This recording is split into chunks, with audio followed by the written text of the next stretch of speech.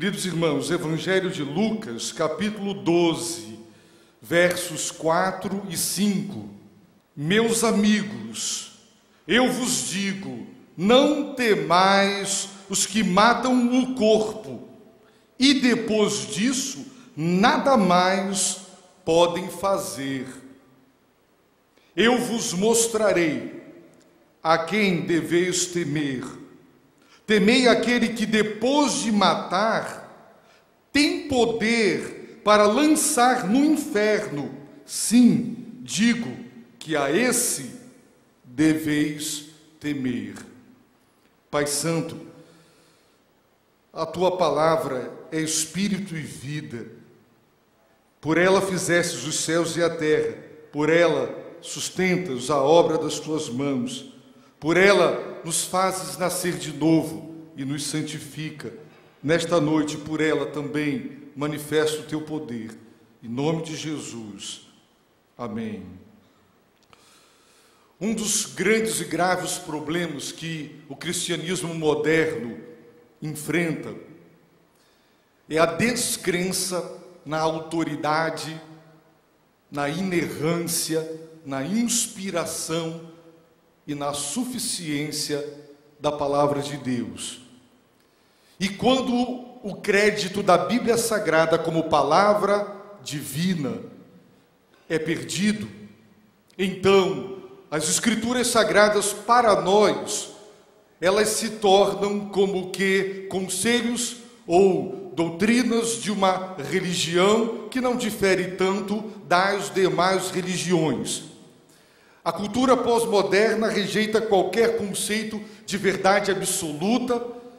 Ninguém faz questão de negar que a verdade que alguém supostamente adere e afirma crer, ela seja de fato real, desde que não considere a verdade do outro mentira, erro ou heresia. Então, tudo é permitido, todos estão certos, ninguém está errado, há verdade em todos os lugares, em todas as partes. E a Bíblia Sagrada não é a verdade.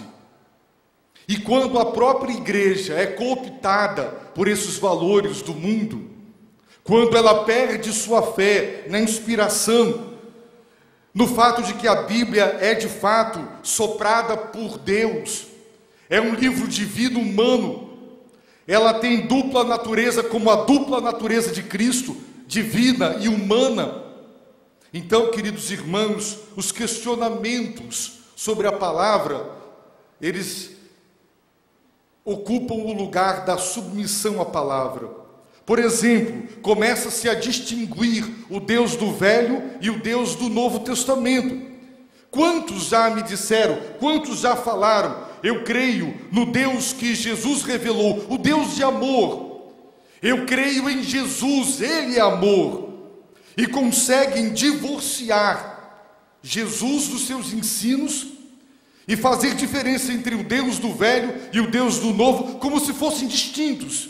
Como se o Deus de Jesus fosse absolutamente diferente do Deus forjado pela cultura judaica. No entanto, nós lemos agora algumas declarações feitas por Jesus, que deixam claro a sua sintonia com a autoridade das Escrituras do Velho Testamento, sua submissão e seu crédito para com a palavra de Deus o Pai, e ele nos ensina verdades que hoje são rejeitadas mesmo dentro dos nossos círculos. E nós precisamos resgatar a verdade divina, porque o Evangelho é o poder de Deus para salvar aquele que crê. Quem não crê perecerá, e a não ser que amemos o Evangelho, conheçamos o Evangelho e preguemos o Evangelho, o mundo não terá chance válida de salvação, de eternidade, por culpa nossa. Aqui Jesus, irmãos, diz coisas maravilhosas, que nós temos que atentar e dar crédito para o nosso próprio bem.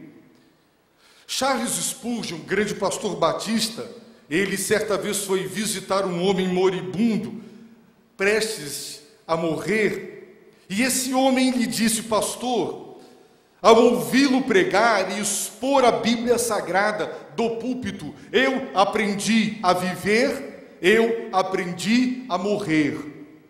E ele disse, o pregador, o pastor Spurgeon, que ele voltou para casa confortado, consolado, porque ali estava um homem preparado por Deus para a vida e para a morte. Quando sabemos que temos uma prova e ela é inevitável, se não nos preparamos para ela, somos tolos, ou queremos a reprovação, e não queremos galgar absolutamente nada, sabendo que a morte é inevitável. Aí estão as grandes tragédias, por exemplo, que deixam claro de que de forma relâmpago, de forma súbita, de repente, quando não se espera, a vida pode ser ceifada. E se as pessoas, por negligência ou por não darem crédito a Deus e a sua palavra, não se preparam para essa hora, quando ela chegar, e muitas vezes ela chega sem mandar recado e sem mandar avisos, o indivíduo não está pronto para morrer. Temos que nos aprontar. Nós ingressamos nas universidades e nos preparamos para trabalhar. Nós nos preparamos para casar, compramos as coisas, fazemos os preparos. Por que não nos preparar para morrer, já que a morte é tão certa quanto a própria vida? Eu me lembro, meus irmãos, quando o meu filho nasceu, naquele momento que eu presenciava o seu nascimento, o pensamento me ocorreu: eu não sei quem ele será, não sei qual profissão terá, quantos anos viverá, não sei nada sobre o futuro dele. Eu só sei que, assim como ele está nascendo, ele vai morrer. É a única certeza com a qual se nasce, a certeza de que a morte é certa, é inevitável. Portanto, temos que nos preparar para ela. E neste texto, Jesus está nos dando orientações importantíssimas para a vida. Sabe por quê? Porque só tem qualidade de vida quem não tem medo de morrer, quem não tem medo da morte. Hoje fala-se muito em qualidade de vida, e qualidade em todos os setores. A qualidade da vida depende da perda do medo da morte, porque a morte é para aquele que crê a porta para o céu. No entanto, para o incrédulo é a porta para o inferno. Portanto, o que faz com que a morte seja a porta para o céu ou porta para o inferno, segundo o ensino bíblico, é a fé em nosso Senhor e Salvador Jesus Cristo. É a fé que faz toda a diferença.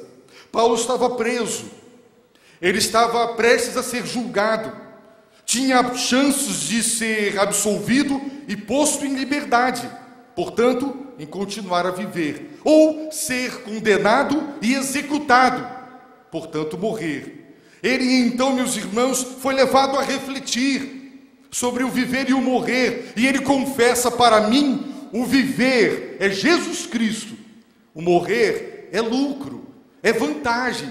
No mundo capitalista que visa em tudo o lucro, levar vantagem em tudo, pensar na morte como uma grande vantagem, um lucro, é só para quem é insano. Não, é para quem crê, porque a morte, meus irmãos, é vantagem, porque ela nos coloca na própria presença de Deus, sem as limitações que hoje experimentamos. E se a comunhão hoje com Deus, com todas as peculiaridades de nossa natureza pecaminosa e de nossa fragilidade humana é extraordinária, o que dizer da própria presença divina, o desfrutar da comunhão eterna com o Todo-Poderoso? Morrer é lucro. Jesus, meus irmãos, se dirige aos seus discípulos dizendo: meus amigos. Que maneira maravilhosa de abordar os seus discípulos. E sabe por que Jesus se considera amigo dos seus discípulos e os considera seus amigos? Ele diz assim: vós sois meus amigos se fizerdes o que vos mando.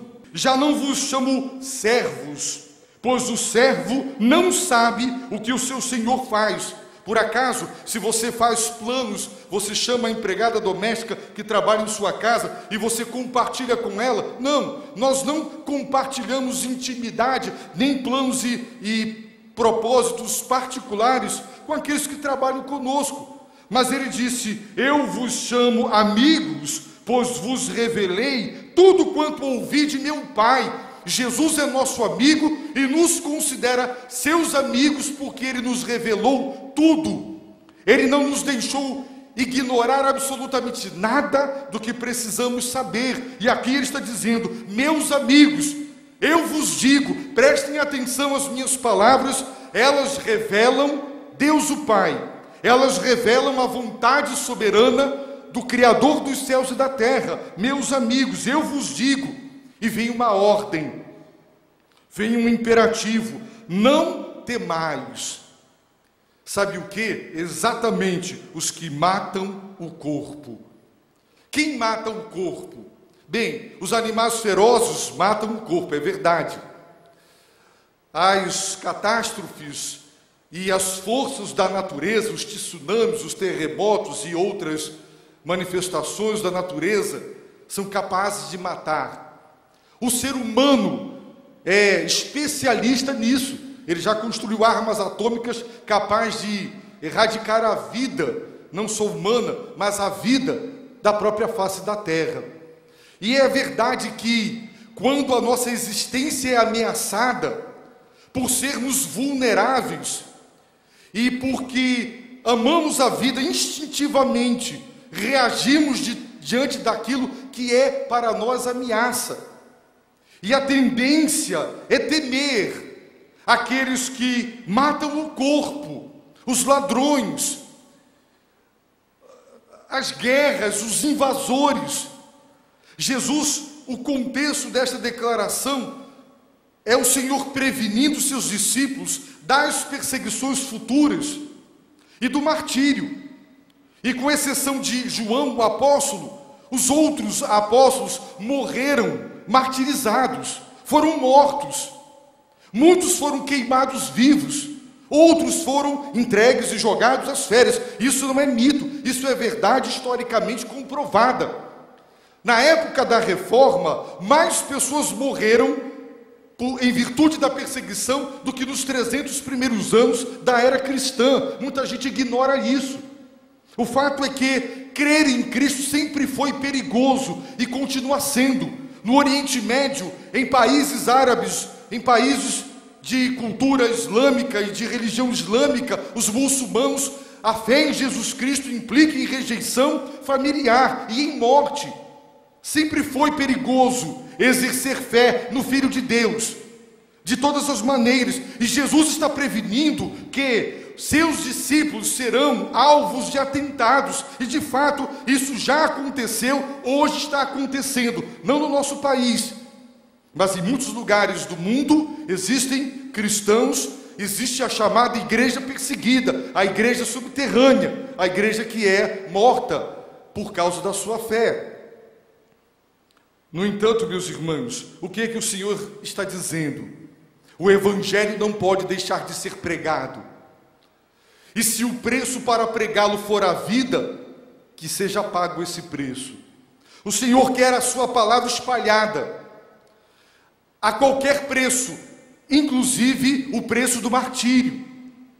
Agora, tirando desse contexto da perseguição e trazendo para uma realidade nossa, nós não temos que temer os que matam o corpo. E nós vivemos num país perigoso, vivemos num mundo perigoso, de atentados, de acidentes, e de fato este temor nos invade e muitas vezes nos oprime, gerando ansiedades.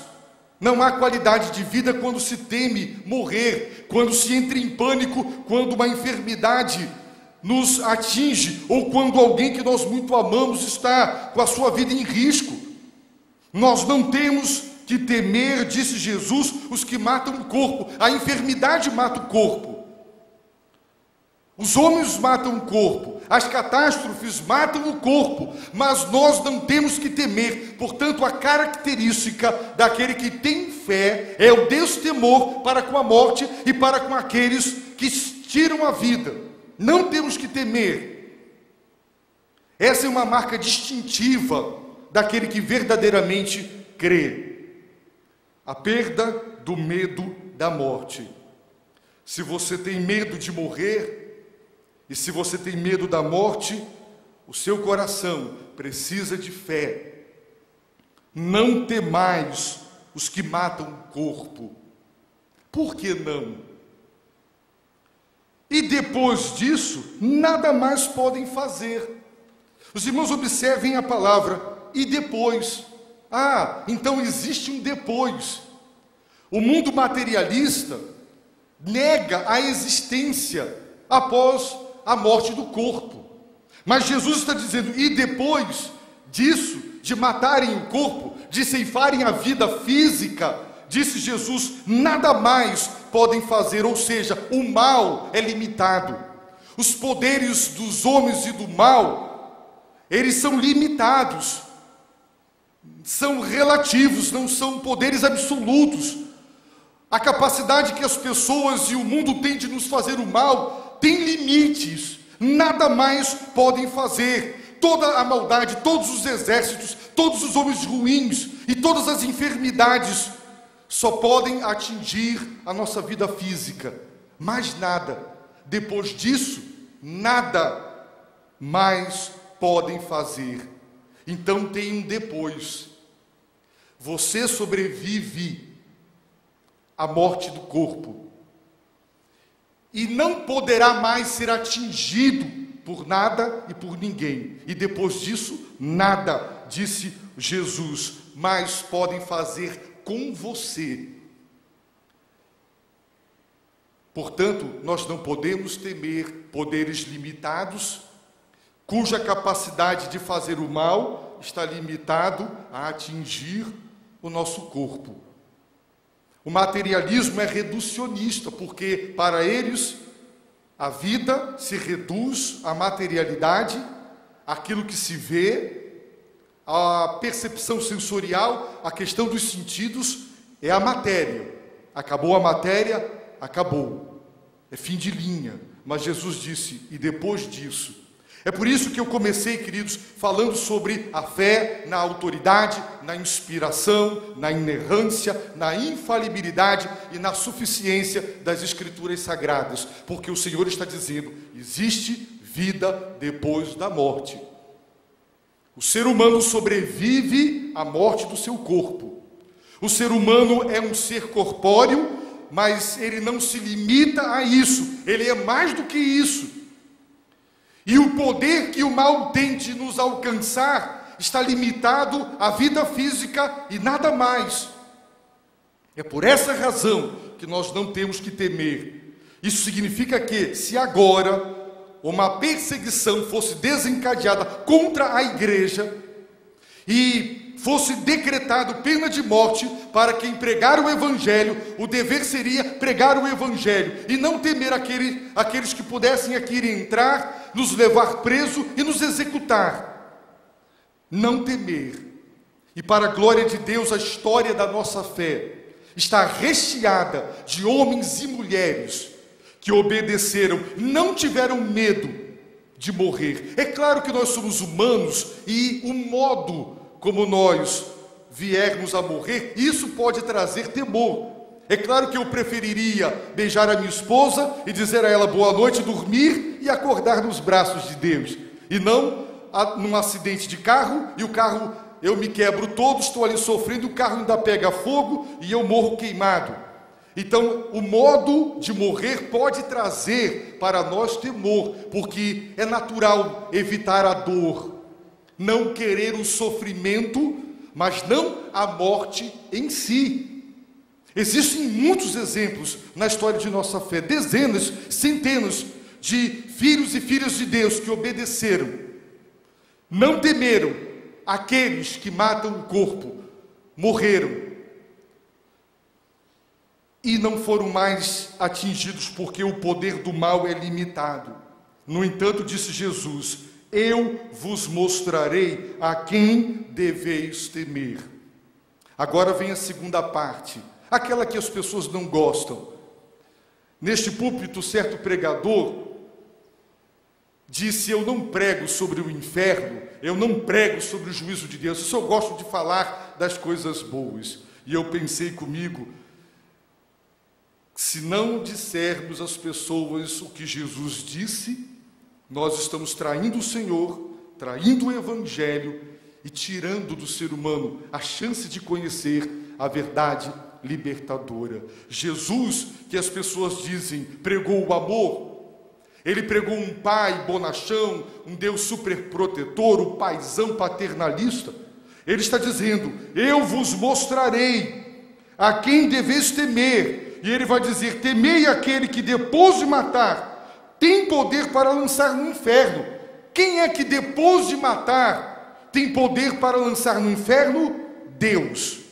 Deus tem esse poder, esta autoridade, portanto, poder e direito de fazer isso. Esse que tem poder de, depois de matar o corpo, ele pode colocar a alma, o ser humano, no inferno. Esse sim, esse que tem poder de nos atingir de maneira última, derradeira, esse deve ser temido. Os homens não temem a Deus. O temor a Deus está fora de moda. Não se fala em temor. No entanto, quem conhece os atributos de Deus e a natureza divina, sabe que Deus deve ser temido. A natureza divina é santa, portanto Deus repudia o pecado, Deus repudia o mal. A natureza de Deus é justa e Deus não deixa o pecado impune. Ora, o temor a Deus é como um freio de um carro. Um carro sem freio é um carro desgovernado. Um homem que não tem temor a Deus, ele não tem limites, ele não tem freios. Ele é como o juiz injusto da parábola que disse: eu não temo a Deus e nem aos homens. Portanto, ele fazia tudo o que queria, porque nada faz papel de freio nesse homem. Mas quando eu, pecador, quero pecar e fazer aquilo que eu sei que desagrada a Deus, me lembro que Deus é santo, que Deus não deixará o meu pecado impune, que Deus não faz vista grossa para as minhas atitudes de franca desobediência à sua palavra, e que Ele me chamará para a prestação de contas. Quando eu me lembro disso, essa lembrança da natureza justa de Deus me freia para dizer: eu não vou cometer pecado, porque eu sei que Deus é tão puro de olhos que não pode ver o mal, e Ele me cobrará. Pedro, queridos irmãos, disse às igrejas para as quais escreveu: andai em temor, durante todo o tempo da vossa peregrinação. Biblicamente, a vida na terra é uma peregrinação. Somos peregrinos e forasteiros. E ele disse: se o Deus que vocês invocam como Pai, vocês sabiam que também Ele é Deus justo, é justo juiz que julga sem favoritismo. Se o juiz fosse julgar alguém da minha família e ele fosse meu amigo, eu lhe diria: querido, vai devagar, pega leve. E talvez, por causa de amizade, ele poderia ter um favoritismo pela pessoa que ele vai julgar em razão da nossa amizade. Mas Pedro está dizendo: o Deus que vocês chamam de Pai e buscam como Pai, Ele também é um justo juiz, que julga com justiça. Ele não tem favoritos, Ele não faz acepção de pessoas. Sabendo que o Deus e Pai é também justo juiz, andar em temor. Não tem outra maneira de viver a vida diária senão no temor de Deus. O temor de Deus não é medo de Deus, não é pavor de Deus, é temor, é respeito. Hoje, a palavra dos pais não vale muita coisa.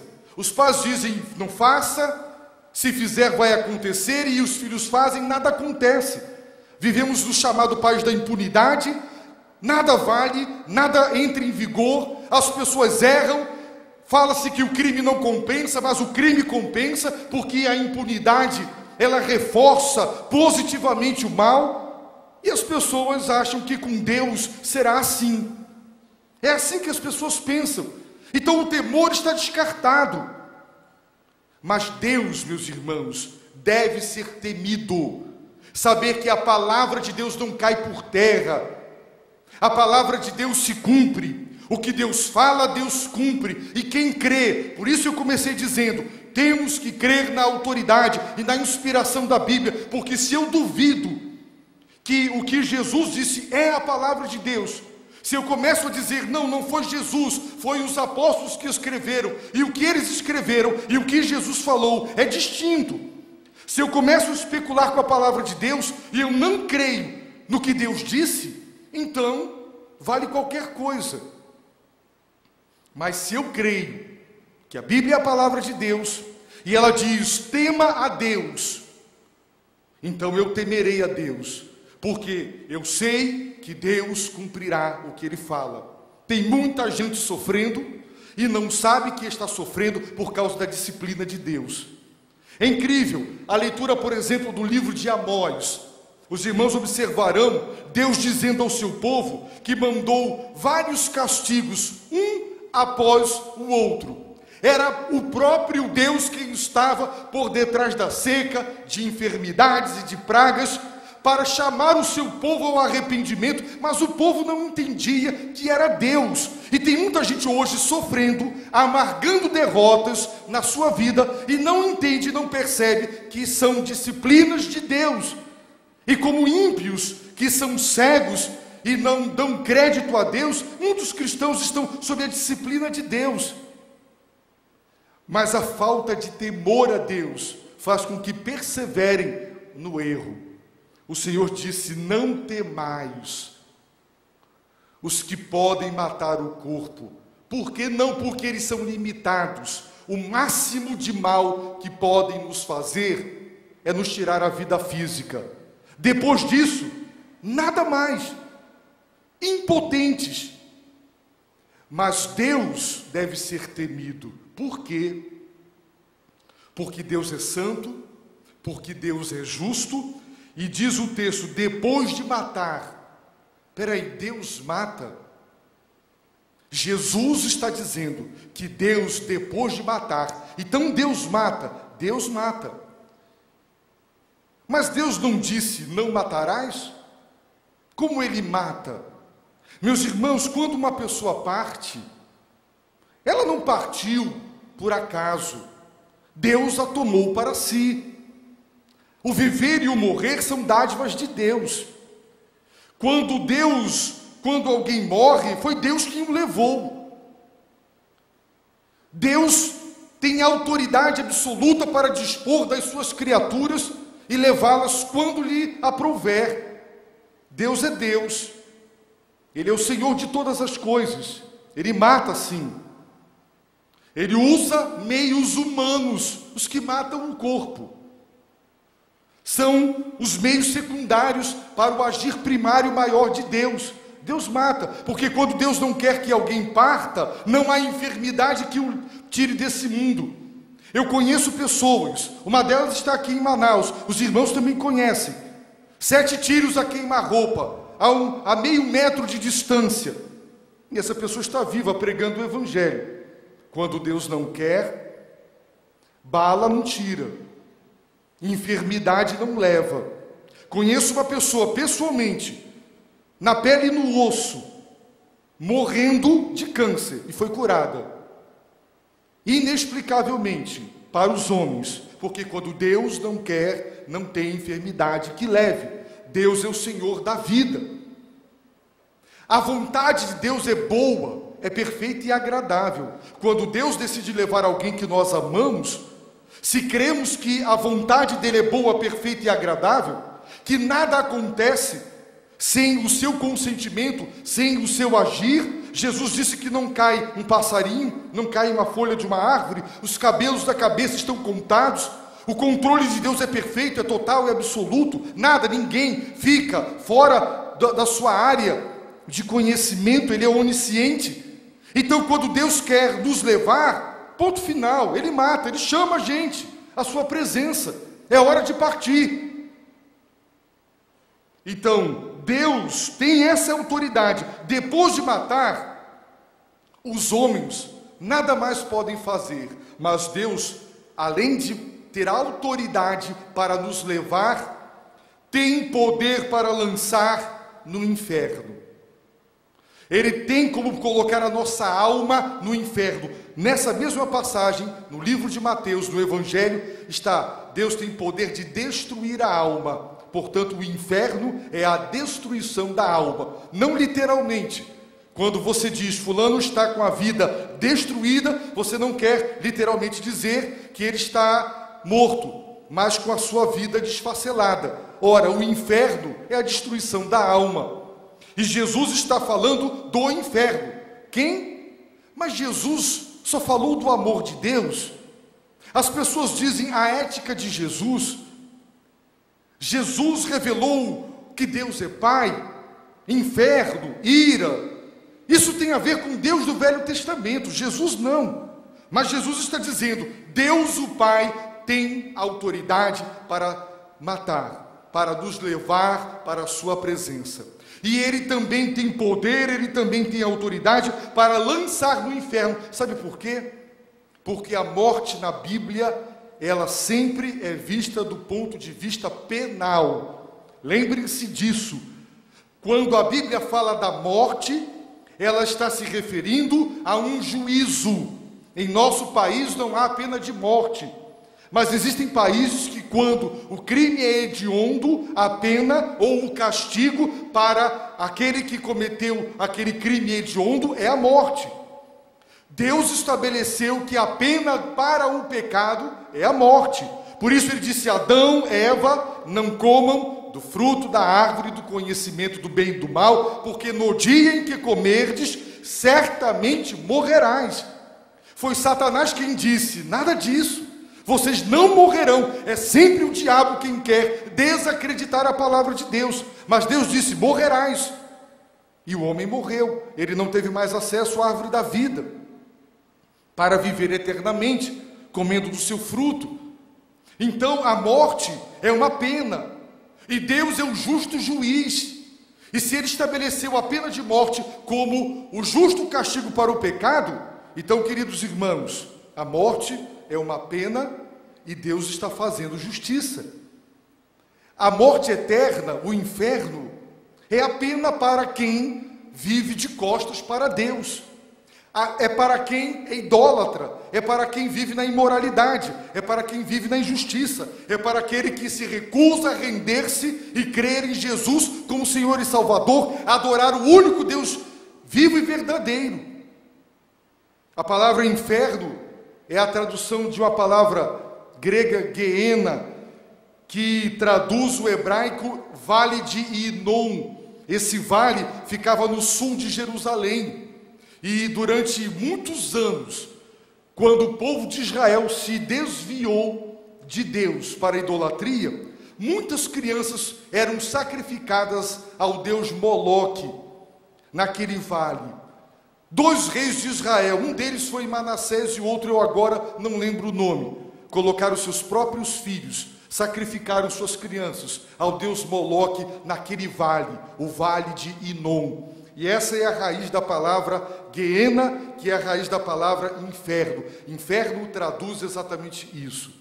Com o passar do tempo, quando Josias, o grande rei Josias, promove aquela reforma, a volta à palavra de Deus pela descoberta do livro sagrado, que também produz um reavivamento na vida do povo de Deus, aqueles sacrifícios a deuses, a ídolos, ele foi extinguido para sempre da história de Israel. Mas aquele vale passou a ser considerado um lugar maldito.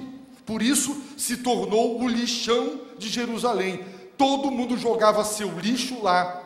E o lixo tinha que ser sempre queimado. E como todo mundo produz lixo diariamente, era um lugar de fogo inextinguível. Um fogo que não parava de queimar, porque não se parava de jogar lixo.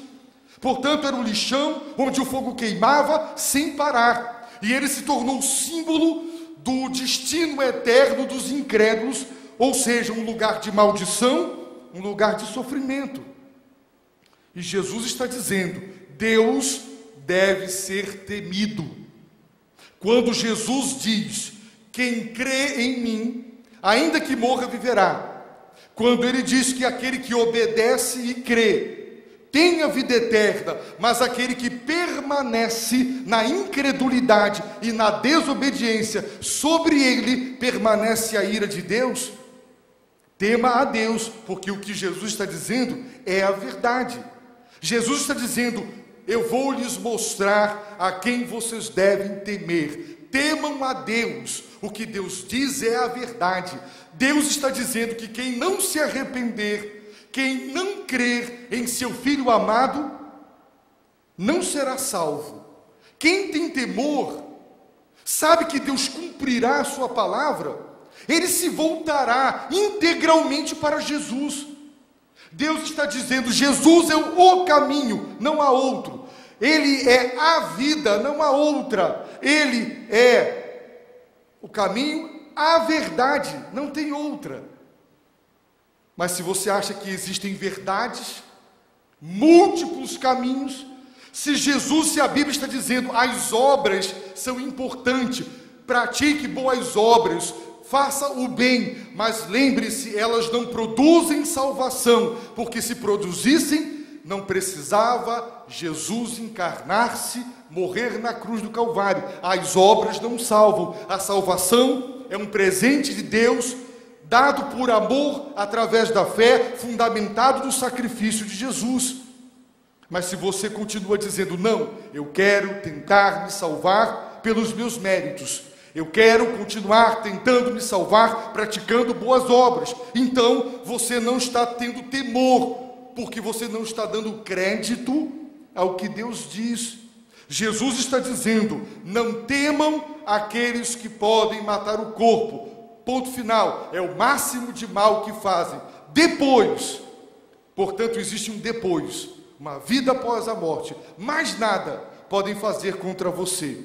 Mas aquele Deus, o Pai, que tem poder de nos levar, de nos matar e de colocar o nosso ser no inferno, esse sim deve ser temido.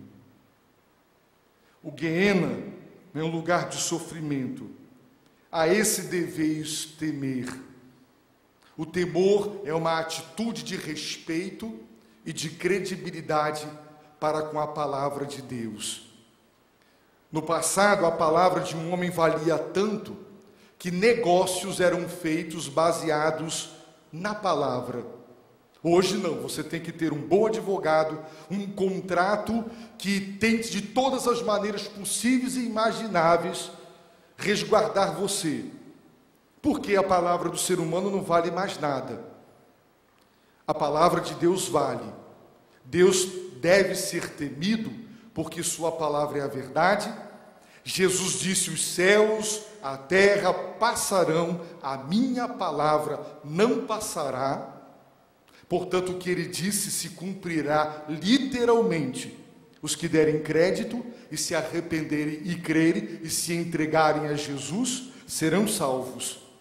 Os que permanecerem na incredulidade, seguindo seus próprios corações, seus próprios caminhos, esses, quando morrerem e morrerão, serão atingidos pelo próprio Deus, que cumprirá para eles o que disse. O inferno não é injusto, assim como a cadeia não é injusta para aquele que cometeu um crime.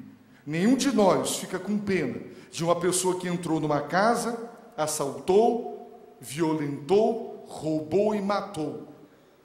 Nós dizemos: o lugar dessa pessoa é na cadeia. Por que ter pena? Quem não quer dar crédito a Deus, o faz e o chama de mentiroso. Por isso Jesus disse: eu vos mostrarei a quem deveis temer. Temam a Deus. Vamos viver em temor, lendo a palavra e lembrando: o que Deus disse aqui, Ele vai cumprir. Jesus prometeu que voltará pessoalmente, triunfalmente, com poder e grande glória, e será visível e de âmbito universal. Quem crer se prepara para a volta de Cristo. Quem não crer não se prepara. Portanto, eu quero lhe perguntar nesta noite: você crê? Você quer ter qualidade de vida? A qualidade de vida depende da perda do medo da morte. A morte pode ser a porta para o céu ou a porta para o inferno. Depende do arrependimento e da fé em Cristo Jesus. Por isso, nesta noite, arrependa-se dos seus pecados, confesse-os a Deus, creia que Jesus veio do céu. Estamos próximos do Natal. Natal não é Papai Noel, ladrão, aquele que rouba a cena. Jesus nasceu, o Filho de Deus se encarnou.